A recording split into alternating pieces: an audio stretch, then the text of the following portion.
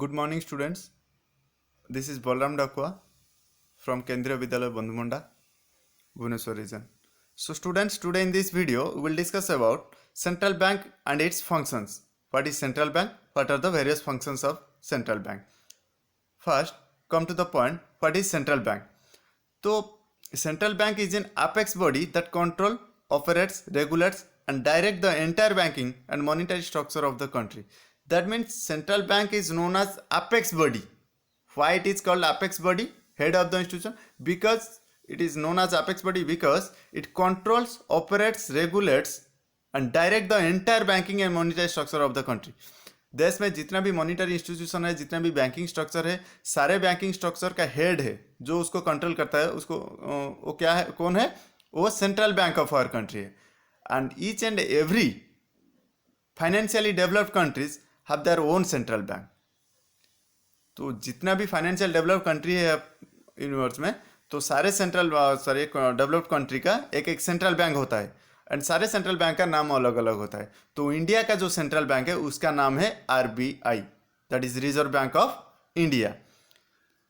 So RBI was established in 1st April 1935 and it nationalized in 1st January 1949. So you have to remember these 2 years. RBI, that is Central Bank of our country, was established in 1st April 1935 and it was nationalized in 1st January 1949. Okay. Now come to the point, functions of central bank. What are the functions of central bank that we are discussing in this video? So first function is currency authority, second bankers to the government, third bankers bank and supervisor, fourth custodian of foreign exchange reserve, fifth controller of money supply and credit. So we will discuss all these functions one by one. First, come to the point, currency authority or bank of issue. Currency authority means head of the currency, जो currency को issue करता है. So central bank, that is RBI of our country, has the sole authority for issue of currency in the country.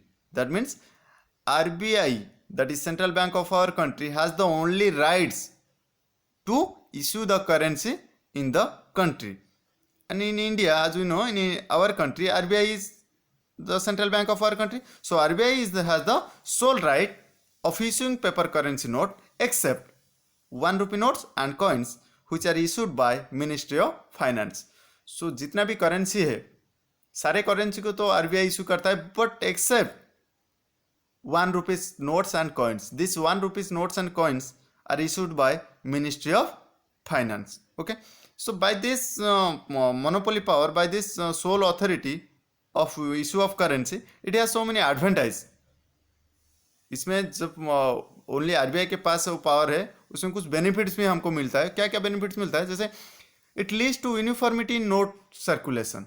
Uniformity in note circulation, that means जैसे कि RBI के पास ही एक power है, तो जितना भी इशू करता है नोट्स, 1000 जितना भी इशू करेगा, सारे 1000 का शेप, साइज, कलर, डिजाइन सब सेम रहेगा. तो तुम इंडिया का कोई भी कॉर्नर में जाओ, 1000 अगर तुमको मिलेगा तो सेम होगा. ठीक. तो एक यूनिफॉर्मिटी सर्कुलेशन में यूनिफॉर्मिटी आता है, वो एक बेनिफिट हमको मिलता है. And it gives the central bank power to influence money supply. ये central bank that is RBI के पास ये पावर है, वो मनी सप्लाई को कंट्रोल कर सकता है, because currency with public is a part of the money supply. So these are the various benefits that you getting by this function. Now come to the point, second function, bankers to the government. Bankers to the government. As we know, each and every person has need a bank. जैसे हम लोग public भी bank को need करते हैं, ऐसे government का भी बैंक को नीड करता है. जैसे हम पब्लिक कौन सा बैंक के साथ लिंक करते हैं? Commercial bank. The publics are directly linked with commercial bank, not the central bank. But central bank, that is RBI, act as a bankers to the government. इसका मतलब गवर्नमेंट का bank कौन है? RBI हो. वो government को suggestion देता है, गवर्नमेंट का जो भी सरप्लस इनकम है उसको डिपॉजिट के हिसाब से एक्सेप्ट करता है. फिर गवर्नमेंट को कभी जब डेफिसिट होता है गवर्नमेंट के पास, उसको गवर्नमेंट को भी लोन दे सकता है. So this powers, this functions are controlled by central bank. So we call central bank, that is RBI, act as a bankers to the government. So the RBI act as a bankers, agents and financial advisor to the central government and all the state government. तो ये जो RBI है, central bank of India, वो क्या करता है, उसका काम, it act as a banker, agent and financial advisor. क्योंकि गवर्नमेंट तो हर साल हर 5 ईयर में चेंज होता रहता है, लेकिन ये जो आरबीआई है वो फिक्स रहता है. तो आरबीआई को बहुत अच्छा से पता है कि कौन सा सिचुएशन में मनी सप्लाई को कैसे कंट्रोल करना है. तो गवर्नमेंट को, जो न्यू गवर्नमेंट अपॉइंटमेंट होता है, उसको ये सजेशन देता है कि कंट्रोल कंट्री का ये सिचुएशन है, ये इतना मनी सप्लाई करो, इतना एक्सपेंडिचर करो, इतना रेवेन्यू टैक्स इम्पोज करो. तो this type of suggestion will be given by RBI, as RBI knows everything about this money circulation. So as a banker to the government, it accept, receive and make payment for the government and carries out the exchange, remittance and other banking operation. As I am earlier before this, कि ये government का सिर्फ bank इसलिए नहीं कि वो agent and financial advice देता है, वो गवर्नमेंट का सरप्लस अमाउंट को रिसीव करता है as a deposit, and government को जब नीड होता है, डेफिसिट होता है गवर्नमेंट को, वो उस टाइम लोन भी देता है. So it act as a bankers to the government. It also gives loan and advances to the government for temporary periods. Okay, so for this we call RBI is the bankers to the government. Now come to the point, next function, bankers bank and supervisor. RBI act not only as a bankers to the government, it also act bankers bank and supervisor. bankers bank means क्या है, सारे bank का bank है RBI. that means जितना भी, we know there are various so many commercial banks of in our country. so जितना भी commercial bank है, सारे commercial बैंक का बैंक कौन है, RBI है. जैसे हम पब्लिक का बैंक है all commercial bank, and all commercial का बैंक है आरबीआई. ठीक, तो हम जैसे कमर्शियल बैंक के साथ डील करते हैं, सरप्लस अमाउंट को डिपॉजिट करते हैं, फिर हम लोन लेते हैं, ऐसे कमर्शियल बैंक भी क्या करता है, आरबीआई के साथ सेम फंक्शन, सेम वर्क करता है. So we call central bank as a bankers bank and supervisor. And supervisor इसलिए बोलते हैं क्योंकि वो सुपरवाइज देता है, एडवाइस भी देता है, सजेशन देता है सारे कमर्शियल बैंक को. So being the apex bank, the central bank RBI act as the bankers to the other bank. जितना भी बैंक है, सारे बैंक का ही बैंक है. RBI plays as a custodian of cash reserve of all the commercial bank. ये सारे commercial bank के custodian है. कस्टोडियन मीन्स कस्टोडी ऑफ करेंसी, जो कि सारे जैसे कि CRR, SLR जो रिजर्व रिक्वायरमेंट हम देख रहे हैं, तो उसको फिक्स, जैसे हम लास्ट वीडियो में पढ़े थे कि लीगल रिजर्व रेशियो, ये जो वो the combination of CRR and SLR both are fixed by central bank, and it is mandatory to for all commercial bank to maintain this. So we call this is the custodian of cash reserve. It act as a lender of last resort for all commercial bank. ये commercial bank के लिए lender of last resort भी ये होता है. इसका मतलब जब commercial bank के पास मनी का डेफिसिट हो जाता है, शॉर्ट हो जाता है, उन लोग को जब चाहिए मनी, तब सेंट्रल बैंक उनको फाइनली देता है. So as a supervisor, central bank regulates and control the commercial bank. So as a supervisor, central bank also regulates and control all the commercial bank. So for all this we call central bank, that is RBI, act as a bankers bank and supervisor of all commercial bank.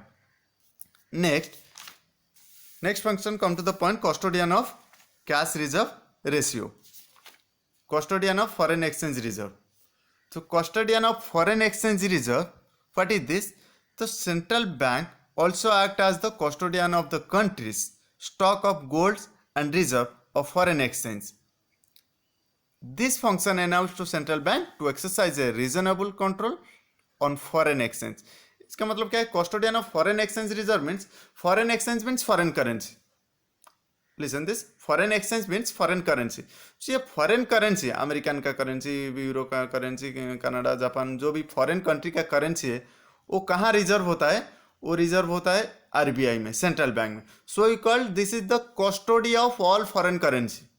कस्टोडी of all foreign currency, सारे foreign currency का custody कौन है, RBI. So you call this is the custodian of foreign exchange reserve.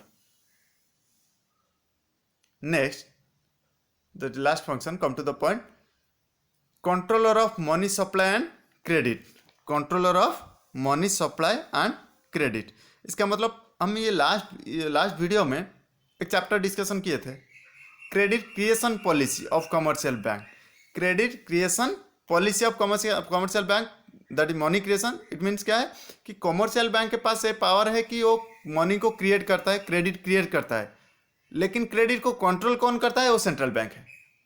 So this is very related concept, exam में कभी कभी आ जाता है। Who control the credit and who create the credit, बहुत similar concept. Create the credit, control the credit. Credit को कौन create करता है? That is commercial bank. Credit को कौन कंट्रोल करता है? That is RBI, central bank. Okay, so this is the function of central bank, that is controller of money supply and credit. वो money supply and credit को control करता है। So as RBI has the sole monopoly in currency issue, it can control credit and supply of money. जैसे कि हम first function में ही देखे थे, the RBI central bank of our country has the sole monopoly, और किसी के पास ये पावर नहीं है जो कि आरबीआई के पास है, to issue the currency. So due to it has only the bank who has the right to issue the currency, it can control credit and supply of money. For this, RBI makes use some following methods of credit control. RBI uses two methods of credit control, that is quantitative instruments and qualitative instrument. By this quantitative instrument and qualitative instrument, the RBI control the credit. So we will discuss one by one both quantitative instrument and qualitative instrument, and how these quantitative instrument and qualitative instruments are used by central bank RBI to control the money supply. First, we will discuss quantitative instruments, and you have to remember all these quantitative and qualitative instruments separate, because exam में कभी कभी होता ना कि ऐसे question आता है कि एमसीक्यू वाला, which one is not a quantitative instrument of RBI, तो वहाँ पे 3 क्वांटिटेटिव दे के एक क्वालिटेटिव इंस्ट्रूमेंट दे दिया। तो तुमको क्या करना है, क्वांटिटेटिव कौन कौन इंस्ट्रूमेंट है, क्वालिटेटिव कौन कौन है, उसको याद रखना है। तो quantitative instruments are repo rate, bank rate, open market operation, legal reserve requirement. Okay, and legal reserve requirement में आपका आएगा cash reserve ratio, statutory liquidity ratio, CRR and SLR दोनों मिला के लीगल रिजर्व रिक्वायरमेंट होता है। फिर क्वालिटेटिव में margin requirements, moral suasion, selective credit control, these are the qualitative instrument. Now come to the point, first instrument of quantitative method. So this is the first instrument of qualitative method known as repo rate. What is this? This is repo rate. Repo rate means repurchase rate. Repurchase rate. It is also known as repurchase rate. So repo rate is the rate at which the central bank of a country, that is RBI, in case of India, lends money to commercial bank to meet their short-term needs. So listen, जब RBI act as the banks of or other commercial bank, जैसे कि RBI ये role play करता है कि ये सारे commercial bank का बैंक है, तो क्या करता है कि कमर्शियल बैंक को कभी कभी उन लोग का शॉर्ट टर्म डेफिसिट के टाइम में लोन देता है, उन लोग का शॉर्ट टर्म नीड्स को फुलफिल करने के लिए। सो जो रेट में वो लोन देता है वो रेट को बोलते हैं रेपो रेट और repurchase rate. So repo rate is the rate at which central bank of a country lends money to commercial bank. Central bank of country lends money to commercial bank. जो rate में central bank commercial bank को देता है वो rate को बोलते हैं repo rate for meet their short term needs. यहाँ पे और एक बात मैं बोलना चाहता हूँ कि और एक कॉन्सेप्ट है रिवर्स रेपो रेट। जैसे वर्ड से ही पता चलता है repo rate, reverse repo rate, तो रेपो रेट का ऑपोजिट है रिवर्स रेपो रेट। जब रेपो रेट क्या है, जब सेंट्रल बैंक कमर्शियल बैंक को लोन देता है जो रेट ऑफ इंटरेस्ट में, that is known as repo rate. और जब कमर्शियल बैंक से सेंट्रल बैंक लोन लेगा जो रेट में, उसको बोलते हैं रिवर्स रेपो रेट। तो रेपो रेट का जस्ट उल्टा कर दो, वो हो जाएगा reverse repo rate. So the central bank advances loan against approval securities और एलिजिबल बिल्स ऑफ एक्सचेंज। जब सेंट्रल बैंक ये एडवांस लोन देगा तब क्या करेगा, वो उसका अगेंस्ट में कुछ सिक्योरिटीज रखेगा, ठीक, कोलैटरल रखेगा, उसके बाद लोन देगा। सो ये क्या करता है, शॉर्ट टर्म नीड्स को फुलफिल करने के लिए देता है repo rate, and against some approved securities भी कुछ रख के देता है। So how this repo rate used by central bank to control money supply. So ये रेपो रेट को कभी इंक्रीज करता है, कभी कभी डिक्रीज करता है to control the money supply. So it increases in repo rate. जब रेपो रेट इंक्रीज हो जाएगा तो borrowing capacity of cost of borrowing cost of borrowing from central bank also increase हो जाएगा।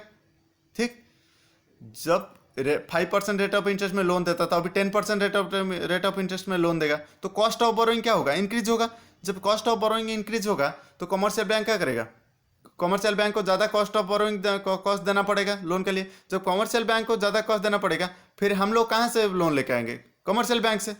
तो जब कमर्शियल बैंक सेंट्रल बैंक को ज़्यादा रेट ऑफ इंटरेस्ट में लेके आएगा तो हम लोग को भी ज़्यादा रेट ऑफ इंटरेस्ट में देगा। जब ज़्यादा रेट ऑफ इंटरेस्ट में देगा तो बोरोइंग कैपेसिटी कम हो जाएगा। तो जब सेंट्रल बैंक को ये बोरोइंग कैपेसिटी कम करना चाहिए तो क्या क्या करता है? It increase the repo rate. So as it reduces the ability of commercial bank to create credit, a decrease in the repo rate will have the opposite effect. जब सेंट्रल बैंक कमर्शियल बैंक का credit का capacity को reduce करना चाहता है तो repo rate को increase करता है। एंड जब उल्टा होगा, decrease in repo rate will have the opposite effect. So by this the central bank uses the repo rate to control the money supply.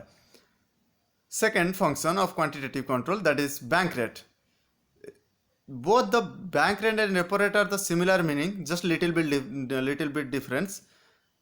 See here, the bank rate is the rate at which the central bank of a country lends money to commercial bank. देखो repo rate में यही था, bank rate में भी same है। तो bank rate is the rate at which central bank of a country lends money to commercial bank to meet their long term need. दोनों में difference क्या है? Repo rate provided by the central bank to the commercial bank for meet the short term needs, and bank rate provided by the central bank to the commercial bank to meet their long term need. So this is the difference between repo rate and bank rate. One is for short term needs, another is for long term needs, and one is against securities, another is, that is bank rate, is without securities. And as repo rate used by the central bank to control the money supply, the same way the RBI use the bank rate to control the money supply. Okay, now come to the point, open market operation. This is another quantitative method to control the money supply. So what is this? Open market operation. आज ये नाम से ही पता चलता है कि ये एक मार्केट है, ये एक मार्केट है। तो आज यू नो मार्केट का काम क्या है? तो purchase and sale of commodities. So ये बैंकिंग सेक्टर का मार्केट है, तो यहाँ purchase and sale of government securities का बात करेंगे हम। So open market operation refers to buying and selling of government securities by the central bank from or to the public or commercial bank. आज you know कि market का काम क्या होता है कि buying and selling of commodities. तो ये बैंकिंग सेक्टर का मार्केट में क्या होगा? Buying and selling of government securities. वहां पे एक बायर और सेलर रहना चाहिए। तो किस किस बीच में होता है?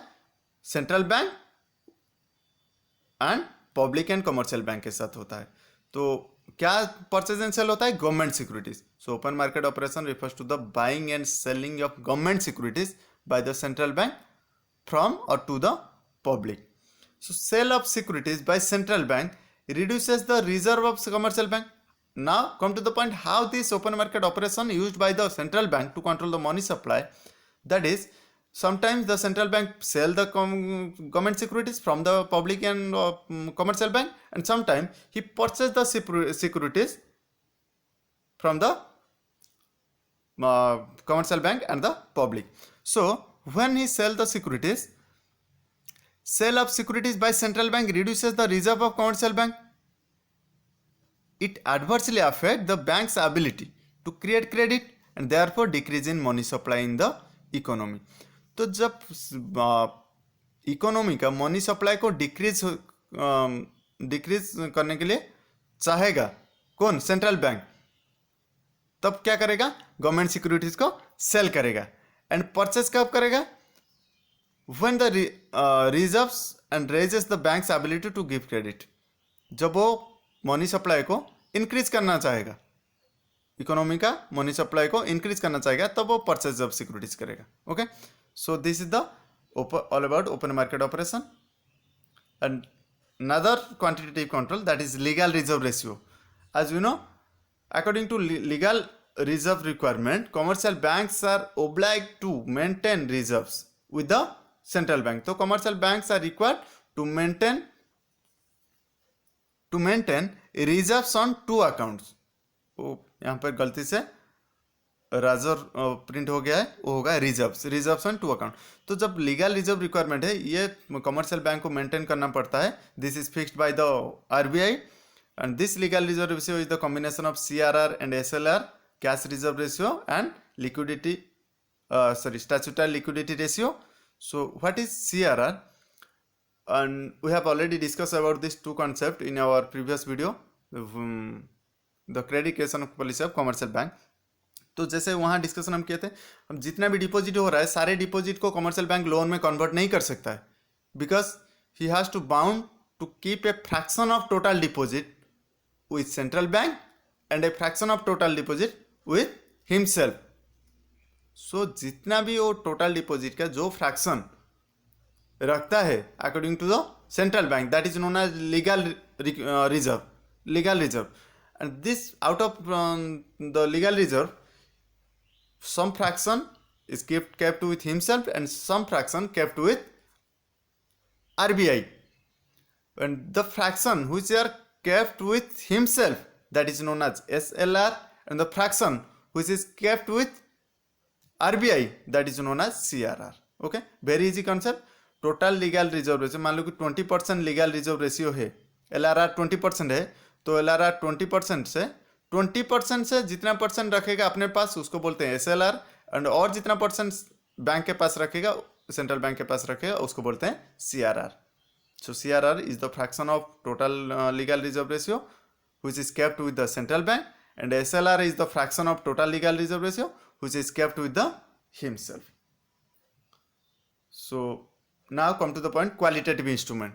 There are three qualitative instruments used by central bank to control the money supply. That is, first, margin requirements. So what is this margin requirements?